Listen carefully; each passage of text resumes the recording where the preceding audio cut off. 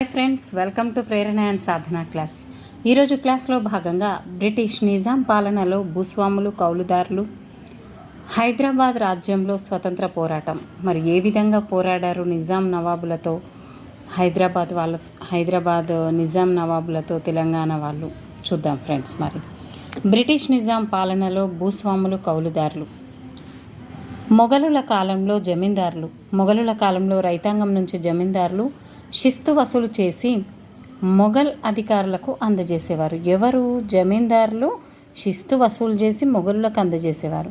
శిస్తు వసూలు చేసినందుకు జమీందారులకు కలిగే ప్రయోజనాలు: కొంత వాటా, స్థానికంగా చిన్న చిన్న పన్నులు వసూలు చేసే అధికారం, జమీందారులకు గుర్రాలు, తుపాకులతో కూడిన సైనికుల బృందం ఉండేది. వీళ్ళ ఇల్లు చిన్న కోటల మాదిరిగా ఉండేది. తెలంగాణలో వీటిని గడీలు అనేవారు. జమీందారులు శిస్తు వసూలు చేసేవాళ్ళుగా రైతాంగానికి, ప్రభుత్వానికి మధ్యవర్తులుగా ఉండేవాళ్ళు. మరి కుద్కాస్త్ అంటే ఏంటంటే జమీందారులు సొంతంగా సాగు చేసుకునే భూములు. దీంట్లో కూలీలతో పని చేయించేవాళ్ళు. దీన్నే కుద్కాస్త్ అంటారు. కుద్కాస్త్ అంటే ఏంటి అని మనకు కింది వాటిలో ఏంటి అంటే రకరకాల ఆప్షన్స్ ఇస్తారు ఫ్రెండ్స్. కానీ మనం వాటితో మోసపోకుండా జమీందారులు సొంతంగా సాగు చేసుకునే భూములు అని పెట్టాల్సి వస్తుంది. మరి భూస్వాములు తమ భూములను రైతాంగానికి ఇచ్చి పంటలో కొంత భాగం కానీ ముందుగా నిర్ణయించిన కౌలుకి కానీ ఇచ్చేవారు. ఈ రకంగా భూమి ఉన్న వాళ్లను భూస్వాములు అనేవారు. భూస్వాముల భూములను సాగు చేసే వాళ్లను కౌలుదారులు అంటారు. జమీందారులకు రెండు పార్శ్వాలు ఉండేవి: శిస్తు వసూలు చేయుట, అదేవిధంగా భూమిని కలిగి ఉండుట. రైతాంగంలో కూడా రెండు రకాలు ఉండేవారు. సొంతంగా భూమి కలిగి ఉండి దానిని సాగు చేస్తూ జమీందారు ద్వారా శిస్తు చెల్లించేవాళ్ళు. భూస్వాముల కింద కౌలుదారుగా భూమి సాగు చేసేవాళ్ళు. ఈ విధంగా రెండు రకాలుగా ఉండేవాళ్ళు. మన దేశ గ్రామాల్లో చేతివృత్తుల వాళ్ళు, వివిధ కులాల వాళ్ళు ఉండేవాళ్ళు. వీరు శారీరక శ్రమ, నైపుణ్యంతో పనులు చేయటం వల్ల వీరికి తక్కువ కులాల వాళ్ళుగా, అంటరాని వాళ్ళుగా భావించేవాళ్ళు. కొంతమందికి కొద్దిగా భూమి ఉండేది, కానీ ప్రధానంగా భూస్వాములకు, రైతులకు సేవలు అందించడం ద్వారా జీవనోపాధిని పొందేవారు. బ్రిటిష్ వారు శాశ్వత శిస్తు ఒప్పందం తీసుకురావడానికి గల కారణం. మరి బ్రిటిష్ వారు భారతదేశంపై ఆధిపత్యం పొందిన తర్వాత యుద్ధాలకు, వాణిజ్యాలకు డబ్బు సమకూర్చుకోవడానికి భూమి శిస్తును సాధ్యమైనంత వరకు పెంచాలనుకున్నారు. మరి రైతులు భూమిని సాగు చేసేలా, వ్యవసాయాన్ని ప్రోత్సహించేలా భూమి శిస్తు విధానం ఉండాలని బ్రిటిష్ వారు భావించారు. చెడ్డోళ్ళలోనే మంచోళ్ళన్నట్టు ఇప్పుడు రైతాంగం సాధ్యమైనంత ఎక్కువ భూమిని సాగులోకి తేవాలని ఇంగ్లాండ్కు ఎగుమతి చేయగల పత్తి, నీలిమందు, చెరకు, గోధుమ వంటి డిమాండ్ గల వాణిజ్య పంటలు సాగు చేయాలని వారు కోరుకున్నారు. వాళ్ళ వెనక కంపల్సరీ ఏదో ఒక స్వార్థం అనేది ఉంటుంది ఫ్రెండ్స్. శాశ్వత శిస్తు ఒప్పందం, జమీందారీ పద్ధతి ప్రవేశపెట్టిన సంవత్సరం 1793. ప్రవేశపెట్టిన వారు Karl Marx, governor general Karl Marx శాశ్వత శిస్తు పద్ధతిని ప్రవేశపెట్టారు. మరి ఈ విధానం ప్రకారం వేలం ద్వారా అంగీకరించిన శిస్తులను వసూలు చేసే అధికారం జమీందారులకు ఇవ్వబడింది. అందుకే దీనిని జమీందారీ పద్ధతి అని కూడా అంటారు. శాశ్వత శిస్తునే జమీందారీ పద్ధతి కూడా అంటారు. వసూలు చేసిన శిస్తులో 90% ప్రభుత్వానికి చెల్లించి వసూలు చేసినందుకు 10% వాళ్ళు ఉంచుకోవచ్చు. శిస్తు మొత్తాన్ని శాశ్వతంగా నిర్ణయించారు అంటే భవిష్యత్తులో దాన్ని పెంచడానికి వీలు లేదు. దీనివల్ల ప్రభుత్వానికి క్రమం తప్పకుండా ఆదాయం వస్తుందని, అదే సమయంలో భూములను అభివృద్ధి పరచడానికి జమీందారులు పెట్టుబడులు పెడతారని భావించారు. అయితే ప్రభుత్వానికి కట్టే శిస్తు పెరగదు కాబట్టి ఎక్కువ పంట పండితే భూస్వాములు లాభపడతారు. మరి అయితే వేలం అంగీకరించిన దానికంటే ఎక్కువ శిస్తును జమీందారులు వసూలు చేయసాగారు. వాళ్ళు నిరంతరం శిస్తు పెంచుతూ అందుకు సిద్ధంగా లేని సాగుదారులను తొలగించేవారు.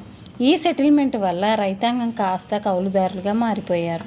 ఈ విధంగా జమీందారులు భూమి శిస్తు కాకుండా కౌలును వసూలు చేయసాగారు.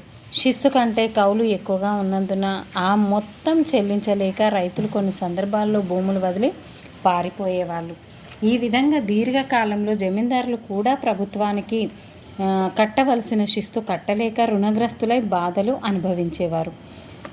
మరి ఫలితాలు ఏంటంటే భూమిని అభివృద్ధి పరచుటకు జమీందారులు పెట్టుబడులు పెట్టడం లేదని కంపెనీ అధికారులు గుర్తించారు. శిస్తు ఎక్కువగా ఉండడం వలన జమీందారులకు రైతులు మొత్తం చెల్లించుట కష్టంగా ఉండేది. కరువులలో పంట నష్టం అయినప్పుడు శిస్తులో మినహాయింపు ఉండేది కాదు. శిస్తు చెల్లించకపోతే జమీందారులు కోల్పోవాల్సి వచ్చేది. పాత జమీందారుల స్థానంలో కొత్త జమీందారులను రావటం వలన అస్థిరత్వం నెలకొంది. 1820 నాటికి మార్కెట్లో ఆహార ధాన్యాల ధరలు పెరుగుతుండడంతో సాగు మెల్లగా విస్తరించడం సాగింది. దీని వలన జమీందారులు ఆదాయం పెరిగింది, కానీ కంపెనీలకు ఎటువంటి లాభం లేదు. భూమి శిస్తును శాశ్వతంగా నిర్ణయించడం వల్ల దానిని పెంచే వీలు కూడా లేకుండా పోయిందన్నట్టు. భూమిని అభివృద్ధి పరచడంలో జమీందారులకు ఆసక్తి లేదు. ప్రారంభంలో జమీందారులు తమ భూములను కోల్పోయినా ఇప్పుడు ఎటువంటి పెట్టుబడిదారులు ముప్పు లేకుండా సంపాదించేవారు. జనాభా వేగంగా పెరుగుతున్నందువలన జమీందారులు కౌలుదారులను తొలగించాలని ఎక్కువ కౌలుకు కొత్త వాళ్లకు ఇవ్వగలిగారు. కౌలు చెల్లింపులకు రైతు వడ్డీ వ్యాపారస్తులను ఆశ్రయించాల్సి వచ్చింది. ఒకవేళ కౌలు చెల్లించకపోతే తరతరాలుగా సాగు చేస్తున్న భూమి నుంచి తొలగించేవాళ్ళు. మరి రైతువారి పద్ధతి అంటే ఏంటంటే, రైతు అనగా భూమిని సాగు చేసేవాళ్ళు. అయితే ఇందాకటి శిస్తు పద్ధతిలో 90% వాళ్ళకి ఇచ్చేవాళ్ళు కదా. అయితే ఉల్టా అనేది చేశారు ఫ్రెండ్స్. వాళ్ళు మోసం చేశారు, బ్రిటిష్ వాళ్ళనే మోసం చేయసాగారు ఎవరు జమీందారులు. మరి 90% చెల్లించాల్సి ఉండి 10% వాళ్ళు తీసుకోవాల్సి ఉంటే దానికంటే ఎక్కువగా తీసుకునే వాళ్ళు రివర్స్గా కూడా చెల్లించేవాళ్ళు. అలాంటి జమీందారుల వల్ల బ్రిటిష్ వాళ్ళు కూడా మోసపోవడం జరిగింది. మరి రైతువారి పద్ధతి అంటే ఏంటంటే, రైతు అనగా భూమిని సాగు చేసేవారు. రైతువారి అనగా రైతులకు సాగు హక్కు ఇవ్వడం. బ్రిటిష్ సైనికులు నిర్వహణకు చెల్లించాల్సిన మొత్తాలను బాకీ పడినందువల్ల నిజాం రాజు బళ్ళారి, అనంతపురం, కడప, కర్నూలు జిల్లాలను బ్రిటిష్ పరం చేశారు. వీటినే సీడెడ్ దత్తతా మండలాలు అని కూడా అంటారు. మరి సీడెడ్నే ప్రస్తుతం రాయలసీమ అని వ్యవహరిస్తున్నారు. క్రీస్తు శకము 1800 సంవత్సరంలో నవంబర్లో ఈ జిల్లాలకు కలెక్టర్ థామస్ మన్రో నియమితుడయ్యాడు. అయితే ఈ సమయంలో సీడెడ్ జిల్లాల్లో అరాచకత్వం నెలకొని ఉంది. ఈ ప్రాంతం 8 మంది పాలేగార్ల ఆధీనంలో ఉండేది. వీరు ఆంగ్లేయుల పాలనకు వ్యతిరేకిస్తూ నిరంతరం దాడులు, దోపిడీలు చేసేవాళ్ళు అన్నట్టు. మరి థామస్ మన్రో పాలేగార్లను లొంగదీసుకొని శాంతి భద్రతలు నెలకొల్పిన తర్వాత తన దృష్టిని భూమి సర్వేషిస్తూ స్థిరీకరణపై నిలిపాడన్నట్టు. దక్షిణ భారతదేశంలో జమీందారులు లేరని గుర్తించిన మన్రో నూతన విధానాన్ని ప్రవేశపెడదామని ప్రయత్నించెను. రైతుల ప్రాముఖ్యతను గుర్తించిన మన్రో రైతువారి స్థిరీకరణను దక్షిణ పశ్చిమ భారత్లో ప్రవేశపెట్టెను. అయితే ఈ స్థిరీకరణ కింద భూమిని సాగు చేసే రైతులను గుర్తించు ప్రతి భూఖండానికి సర్వే నంబరు ఇచ్చి దానికి చట్టబద్ధ యజమానులు ఎవరో నిర్ణయించాడు. దిగుమతులు, ధరలు, మార్కెట్ పరిస్థితులు, సాగు చేసే పంటలు వంటి వాటిని దృష్టిలో పెట్టుకొని ఎకరానికి చెల్లించాల్సిన శిస్తును నిర్ణయించారు. 1801 మరియు 1802లో పంటల సాగు మొదలు కాకముందు విత్తనాలు, పరికరాలు, ఎడ్లు కొనుటకు, పాత బావులు మరమ్మత్తు చేయుటకు, నూతన బావులను తవ్వుటకు ఈ విధంగా రైతులకు మన్రో అప్పులు ఇప్పించెను. రైతులకు రక్షణగా ఉండే తండ్రి స్థానంలో బ్రిటిష్ ప్రభుత్వం ఉండాలని మన్రో వాదించెను. అభివృద్ధి కార్యక్రమాలు ఇలా ఉన్నాయంటే, 1849లో సర్ ఆర్థర్ కాటన్ కృషి వలన ధవళేశ్వరం వద్ద 1849లో ధవళేశ్వరం వద్ద గోదావరి నదిపై ఆనకట్ట నిర్మాణం అనేది జరిగింది. Sir Arthur cotton. అయితే 1833లో తీవ్ర కరువుకు గురైన ఈ జిల్లాలో ఈ ఆనకట్ట వలన సంపద వెల్లివిరిసింది.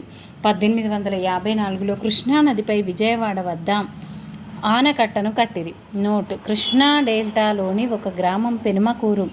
ఈ పాఠం సంవత్సరంను 1853గా ఇచ్చిరి. అంటే 1853 పెట్టాలి ఫ్రెండ్స్. మనం టెక్స్ట్ బుక్లో ఏది ఉందో అదే పెట్టాలి. నిజానికైతే 54 అంట, కానీ టెక్స్ట్ బుక్లో 6th క్లాస్లో ఏది ఉందో అదే పెట్టాలి. దీని వలన డెల్టా ప్రాంతాలు సంపన్నమయ్యాయి. 6th or 7thలో ఉంటుంది, ఒక్కసారి గమనించగలరు. రాయలసీమ మెట్ట భూములకు నీళ్లు అందించుటకు 1857 తర్వాత కర్నూలు, కడప కాలువలు నిర్మించారు. ఈ చర్యల వల్ల కొన్ని ప్రాంతాలు మాత్రమే లాభపడ్డాయి. దేశంలోని అధిక శాతం భూమి ఇంకా వర్షాధారంగానే ఉంది. ఫలితం మరి రైతువారి ప్రాంతాలలో కూడా భూమి శిస్తును చాలా ఎక్కువగా నిర్ణయించారు. జమీందారీ ప్రాంతాల్లో మాదిరి కాకుండా దీన్ని 20-30 సంవత్సరాలకు ఒకసారి నిర్ణయించారు. ఈ కాలం ముగిసిన తర్వాత మారిన పరిస్థితులను దృష్టిలో ఉంచుకొని శిస్తును తిరిగి నిర్ణయించేవాళ్ళు. భూమి శిస్తు చాలా ఎక్కువగా ఉండి మొదట్లో దానిని బలవంతంగా వసూలు చేయాల్సి వచ్చేది. కొంతకాలానికి భూమి శిస్తు అంటే ధరలు వేగంగా పెరగటంతో రైతులు తమ భూములను సాగు చేయడానికి కౌలుదారులకు ఇచ్చి వారి నుంచి పంట వసూలు చేయడం లాభసాటిగా ఉండేది. అనతి కాలంలోనే రైతువారి ప్రాంతాల్లో కూడా భూస్వాములు ఏర్పడి తమ భూములను నిస్సహాయులైన కౌలుదారులకు అధిక మొత్తం కౌలుకు ఇవ్వసాగారు. మరి రైతులు ప్రభుత్వానికి చెల్లించే భూమి శిస్తు కంటే కౌలుదారులు 3 నుంచి 7 రెట్లు ఎక్కువ కౌలు చెల్లించేవాళ్ళు. ఫలితంగా వాళ్లకు కూడా వ్యవసాయాన్ని మెరుగుపరచడానికి పెట్టుబడులు పెట్టడంలో ఆసక్తి లేకుండా పోయింది. ఎక్కువ మొత్తాలను భూమిని కౌలుకు ఇవ్వటంపైనే దృష్టి పెట్టారు. అంటే వాణిజ్యకరణ మరి వడ్డీ వ్యాపారస్తులు ఏ విధంగా ఉన్నారో ఒకసారి చూద్దాం ఫ్రెండ్స్. భూమి నుంచి ఆదాయాన్ని పెంచాలన్న కోరికతో భూమి శిస్తును రెవెన్యూ అధికారులు గణనీయంగా పెంచేశారు. ఆ శిస్తులను రైతాంగం చెల్లించలేక ఊళ్ళు విడిచి పారిపోయారు. చూసారా, ఆ కాలంలో కూడా రైతుల కష్టాలు చాలా ఉన్నాయి ఫ్రెండ్స్. ఈ విధంగా అనేక ప్రాంతాల్లో ఊళ్ళు నిర్మానుష్యంగా మారాయి. కొత్త విధానం వల్ల రైతులు ధనిక భూస్వాములుగా మారతారని ఆశావహులైన అధికారులు భావించారు. కానీ అధిక భూమి శిస్తు వల్ల ఇది జరగలేదు. శిస్తులు కట్టడానికి రైతులు వడ్డీ వ్యాపారస్తుల నుంచి చాలాసార్లు అప్పులు చేయాల్సి వచ్చేది.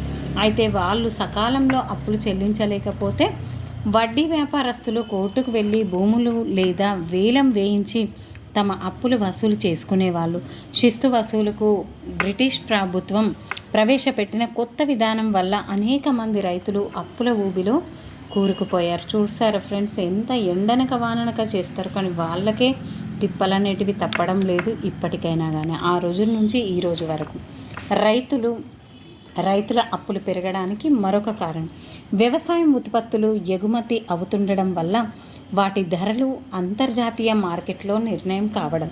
1861లో అమెరికాలో అంతర్యుద్ధం తలెత్తడం వల్ల పత్తి సరఫరా కోసం బ్రిటిష్ కర్మాగారాలు భారతదేశంపై ఆధారపడ్డాయి. దీనితో ధరలు గణనీయంగా పెరిగాయి. 1865లో అమెరికా అంతర్యుద్ధం ముగింపు భారత పత్తికి గిరాకీ తగ్గి దాని ధరలు పడిపోయాయి. 1864లో కిలోకి 12 అనాల ధర 1865లో 6 అనాలకి పడిపోయింది. అంటే 12 ఉంటే 6 రూపాయలకు పడిపోయిందని అర్థం చేసుకోండి. తీసుకున్న అప్పులు తీర్చలేక రైతులు అనేక కష్టాలు పడ్డారు. వడ్డీ వ్యాపారస్తుల పట్టులోకి వచ్చే రైతుల సంఖ్య పెరిగి వారి సంపద కూడా పెరిగింది. గంజాం కరువు 1865 నుంచి 66 వరకు. పత్తి ధర ఎక్కువగా ఉండటంతో గంజాం రైతులు వారి పండించే పొలాల్లో పత్తిని పండించి పత్తి ధర తగ్గడంతో తీవ్ర ఇబ్బందులు ఎదుర్కొన్నారు. గంజాం కరువుగా పేర్కొనే ఈ కరువు వలన ఆకలితో అనేక మంది చనిపోయారు. అనేక మంది దక్షిణాఫ్రికా, మారిషస్, ఫిజీ, బర్మా, మలేషియా లాంటి దేశాలకు కూలీలుగా వలస వెళ్ళారు. రైతాంగాన్ని దోచుకున్న జమీందారులు. వలస పాలనలో భూస్వాములు వారి సొంత భూములలో రైతాంగంతో బలవంతంగా డబ్బులు ఇవ్వకుండా పని చేయించుకునేవాళ్ళు. వీటినే వెట్టి అనేవాళ్ళు. బలవంతంగా చేయించుకునేవాళ్ళు ఫ్రెండ్స్. వాళ్ళు ఫ్రీగా కూలీ పని చేసేవాళ్ళు. ఆ విధంగా వాళ్ళ కూలీ చెల్లించేవాళ్ళు కాదు. దాన్నే వెట్టి అంటారు. జమీందారుల భూములలో రైతులు పని చేయాల్సి రావడం వలన తమ సొంత పొలాల్లో సరిగ్గా పని చేయలేకపోయేవాళ్ళు. వాళ్ళకే మొత్తం టైం ఇచ్చేసరికి వీళ్ళ దాంట్లో చేసుకునేవాళ్ళు కాదు. 1878లో వెలువడిన ప్రభుత్వ నివేదిక ఆధారంగా రైతుల దీనస్థితి. రైతులు తమ పొలాల్లో బావులు తవ్వరు, వాటిని సాగునీళ్లు అందించరు, మురుగు కాలువలు తీయరు, గట్లు వేయరు, ఎరువులు వేయరు. ఈ క్షణంలో తమ భూమి నుంచి వెళ్ళగొడతారోనన్న భయంతో తమ భూములను బాగుపరచలేదు. తమ భూములను అభివృద్ధి చేసినచో జమీందారులు తమ కౌలును పెంచేస్తారు.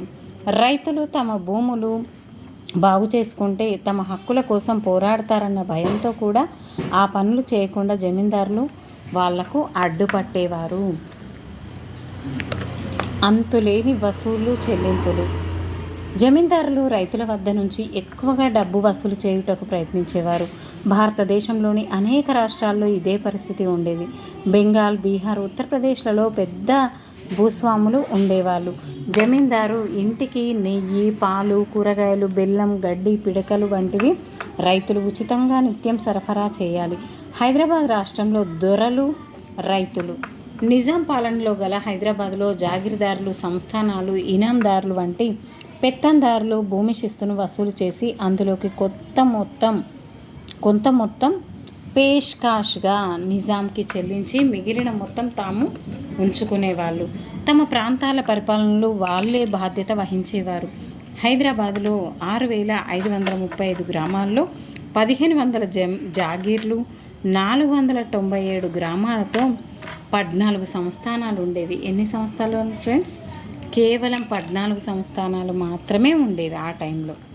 మరి సర్ఫ్ ఏ కాస్ అంటే నిజాం సొంత జాగీరు. ఈ జాగీరు కింద 1,400 గ్రామాలు ఉండేవి.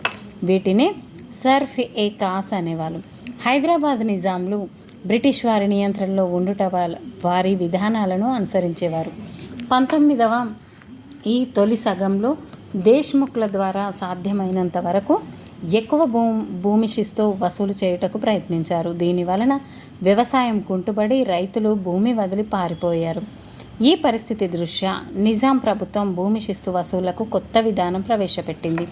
దీని కింద జిల్లాలో నియమితులైన అధికారుల ద్వారా నేరుగా శిస్తు వసూలు చేయసాగారు. పాత భూస్వాములకు పరిహారంగా రుసుం అనే వార్షిక మొత్తాలు ఇచ్చేవాళ్ళు. వాళ్ళు భూములను చుట్టుపక్కల ఉన్న బంజరు అటవీ భూములకు పూర్తి హక్కులతో పట్టాలు ఇచ్చారు. ఆముదం, వేరుశనగ వంటి పంటలకు పెద్ద ఎత్తున దిగుమతి మార్కెట్ ఉందని తెలుసుకున్న భూస్వాములు ఈ పంటలు పండించే ప్రయత్నం చేశారు. మరిన్ని బంజరు భూములుగా సాగులోకి వచ్చాయి. భూములలో పనిచేయుటకు భూస్వాములు వెట్టి పరిధి పెంచారు. చేతి వృత్తుల వారు, సేవలు అందించే కూలాల వాళ్ళు వేతనం లేకుండా పనిచేసేలా బలవంతం చేశారు. ఈ పెద్ద పెద్ద భూస్వాములనే మనం దొరలు అనేవారు. వారు నివసించిన చిన్న కోటల్లాంటి ఇల్లే గడీలు. వారి వద్ద పెద్ద సంఖ్యలో సేవకులు, సైనికులు ఉండేవారు. వాళ్ళ కింద కౌలుదారులు సాగు చేసే భూములు, బలవంతపు చాకిరీతో నేరుగా సాగు చేసే భూములు విస్తృతంగా ఉండేవి. గ్రామంలో వడ్డీ వ్యాపారస్తులు కూడా వీరే. మొత్తం గ్రామాల మీద తీర్పులు చెప్పే అధికారం కూడా వీరికే ఉండేదన్నట్టు. గ్రామంలో తగాదాలన్నీ వీళ్ళు పరిష్కరించేవాళ్ళు. పై కులాల పట్ల పక్షపాతం చూసేవాళ్ళు. పట్వారీల వంటి గ్రామస్థాయి అధికారులు, ఇతర చిన్న భూస్వాములు సైతం వాళ్ళ ఆదేశాలను పాటించాల్సిందే. ఈ విధంగా తక్కువ కులాలకు చెందిన శ్రామికులు పై కులాల వాళ్లకు, ప్రత్యేకించి భూస్వాములకు ఉచితంగా పనిచేసేవాళ్ళు. క్రింది కులాలకు చెందిన వాళ్ళు చొక్కా వేసుకోకూడదు, తలపాగా పెట్టుకోకూడదు, చెప్పులు వేసుకోకూడదు. దొరల ముందు వీళ్ళు వంగి నిలబడి దొర అని సంబోధించాలి. ఈ విధంగా దుర్భరమైన పరిస్థితి ఉండేది ఫ్రెండ్స్. తెలంగాణ ప్రాంతంలో మహబూబ్ నగర్, నల్గొండ జిల్లాలో 1000 ఎకరాలకు పైబడి భూమి ఉన్న దొరల సంఖ్య 550. విష్ణూరు రామచంద్రారెడ్డి, జన్నారెడ్డి, ప్రతాపరెడ్డి మాదిరి 1,00,000 ఎకరాల పైన ఉన్న భూస్వాములు ఉండేవారు. కరువులు. బ్రిటిష్ పాలనలో కరువులు, తీవ్ర ఆహార కొరతలు వల్ల తరచూ సంక్షోభాలు తలెత్తేవి. 19-20 శతాబ్దాల్లో ఆంధ్ర ప్రాంతంలో తీవ్రమైన కరువులు వచ్చినవి. సాగునీటి సౌకర్యాలు లేని రాయలసీమ ప్రాంతంలో కరువులు తీవ్రంగా సంభవించేవి. అయితే 19వ శతాబ్దం ద్వితీయార్ధంలో 11 కరువులు వచ్చినవి. వీటి వల్ల వేలాది ప్రజలు చనిపోవడం జరిగింది. ఆంధ్ర జిల్లాలో పలు చోట్ల ప్రజల ఆహార లూటీలకు పాల్పడ్డారు. ఈ విధంగా మరి రైతాంగ ఉద్యమాలు ఏం చేశారో చూద్దాం ఫ్రెండ్స్. అధిక భూమి శిస్తువులు, భూస్వాములు, వడ్డీ వ్యాపారస్తుల దోపిడీకి వ్యతిరేకంగా అనేక మంది రైతులు తిరుగుబాటు చేశారు. ఉదాహరణ దక్కన్ తిరుగుబాటు 1860లో, రంపా పితూరీలు, మోప్లా పోరాటం. 19వ శతాబ్దంలో రైతాంగ ఉద్యమాలు తిరుగుబాటు రూపం తీసుకోగా 20వ శతాబ్దంలో రైతులు పెద్ద ఎత్తున జాతీయ ఉద్యమ శ్రేణుల్లో చేరారు. 1920-22లో ఉత్తరప్రదేశ్లో అవధ్ ప్రాంతంలో అక్రమంగా డబ్బులు వసూలు చేస్తున్న జమీందారులకు రైతులు వ్యతిరేకించారు. మరి కిసాన్ సభలు. భూస్వాములు, జమీందారులు, వడ్డీ వ్యాపారస్తులకు వ్యతిరేకంగా తమ ఆందోళనను కొనసాగించుటకు రైతులు ఏర్పాటు చేసినవే కిసాన్ సభలు. లక్ష్యాలు ఏంటంటే భూస్వామ్య వ్యవస్థ రద్దు చేయాలి, భూమి శిస్తు తగ్గించాలి, వడ్డీ వ్యాపారస్తులకు నియంత్రించాలి. ఈ తిరుగుబాట్లను అణచివేయుటకు జమీందారులకు బ్రిటిష్ ప్రభుత్వం సహాయం చేసినది. ఏంటి ఈ తిరుగుబాట్లను అణచివేయుటకు అంటే రైతులను అణచివేసేందుకు జమీందారులకు బ్రిటిష్ ప్రభుత్వం కూడా సహాయం చేసింది. చూసారా ఫ్రెండ్స్, ఎంత దుర్భరమైన పరిస్థితులను మన తెలంగాణలో ఉన్న ప్రజలు అంటే మన వాళ్ళు ఏ విధంగా ఎదుర్కొన్నారో మీరు చూసే ఉంటారు. మీకు ఈ క్లాస్ నచ్చింది అనుకుంటున్నాను. వాళ్ళంత కష్టం మనం ఇప్పుడు పడట్లేదు కాబట్టి మనకు ఒక్కటే ఉంది ఆయుధం, అదే చదువు. ఆ ఆయుధంతో మనం రాసే ఎగ్జామ్లో మంచి మార్క్స్తో మనందరం కూడా ఖచ్చితంగా జాబ్ సాధించాలని ఆశిస్తూ ఇంతటితో ఈ క్లాస్ని ముగిస్తూ తెలంగాణ రాష్ట్ర సాధన ఉద్యమం నెక్స్ట్ క్లాస్లో భాగంగా చెప్పుకుందాం ఫ్రెండ్స్. Thank you everyone. చాలా కామెంట్స్, మంచి మంచి కామెంట్స్ పెడుతున్నారు. ఇందులో ఒక సార్ అడగడం వల్లనే నేను ఈరోజు తెలంగాణ గురించి చెప్పడం జరిగింది. Okay, thank you. ఈ విధంగానే మీరు కోరిన లెసన్స్ ఏవైనా ఉంటే కూడా నాకు చెప్పండి. నాకు వీలైనంత వరకు ట్రై చేస్తాను ఫ్రెండ్స్. మీరందరూ కూడా నా ఫ్రెండ్స్, నా శ్రేయోభిలాషులు కాబట్టి నేను కూడా మీ శ్రేయోభిలాష్గా ఉంటూ మీకు మున్ముందుగా ఇంకా మంచి క్లాసులు చెప్పాలని ఆశయంతో ఉన్నాను ఫ్రెండ్స్. మీ అందరి కుటుంబాల్లో వెలుగులు నింపేలా ఈ అక్కయ్య అనుకుంటారా, ఫ్రెండ్ అనుకుంటారా, మీ ఇష్టం. Thank you friends. Thank you everyone. మరి మీ శ్రేయోభిలాష్గా నెక్స్ట్ క్లాస్లో కలుద్దాం. Thank you. ప్లీజ్ లైక్ చేయండి. మరి నేను ముందుకు వెళ్ళాలి, ఫార్వర్డ్ కావాలి అంటే లైక్ చేయండి, షేర్ చేయండి, సబ్స్క్రైబ్ చేయండి. పదే పదే చెప్తున్నాను కదా, అది బోర్ కొడుతుంది కాబట్టి ఖచ్చితంగా మీ డ్యూటీ మీరు చేయండి, నా డ్యూటీ నేను చేస్తాను friends. Thank you everyone. Keep smiling.